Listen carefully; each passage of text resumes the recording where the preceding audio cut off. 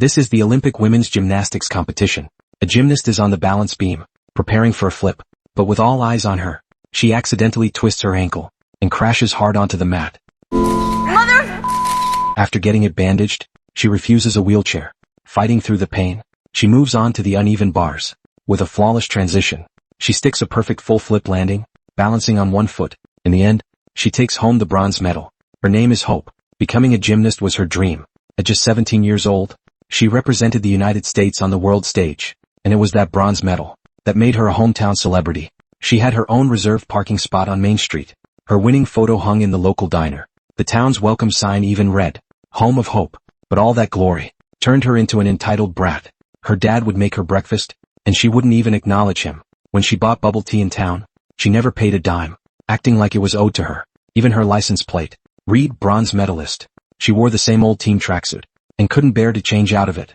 She had dropped out of competitive gymnastics, and refused to find a job. She was living in the past, clinging to her old glory.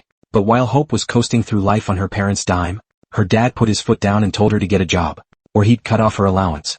Stop treating me like I'm fucking... Staring at the gym and the coach in front of her, she still couldn't let go of that hollow sense of fame.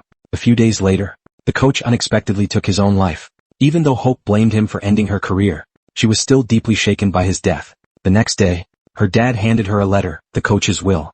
It said he had left behind $500, 000. Hope could train a girl named Maggie and get her ready to compete at Worlds in 8 weeks. No matter the outcome, the money would be hers. She acted like she wasn't interested, but the way she clutched that letter gave her away. Maggie, raised by a single mom, was ready to give up, but never underestimate the power of a role model. When she found out Hope would be her new coach, her eyes lit up like stars, and her fire was instantly reignited. Hope couldn't handle all the enthusiasm, so she told Maggie she'd pick her up at 7 a.m. to start training. The next day, Hope didn't show up until 2 in the afternoon, and then she started feeding Maggie a bunch of nonsense. Boring drills are pointless. Just lie on the mat, close your eyes, and visualize the moves. She took Maggie out to binge on junk food. She even encouraged her to chase boys. Hope had a reason for all of this. Maggie was incredibly talented, a natural. Hope knew that if Maggie succeeded at Worlds, she'd steal the spotlight Hope had in town. Sabotaging Maggie and still walking away with $500, 000? That was Hope's twisted little scheme. 6 weeks later, when Lance, the national team head coach, came to check on Maggie's progress, she had a muffin top spilling over her leotard, and a belly so round she could barely jump. One look, and Lance knew exactly what Hope was doing. She was destroying Maggie.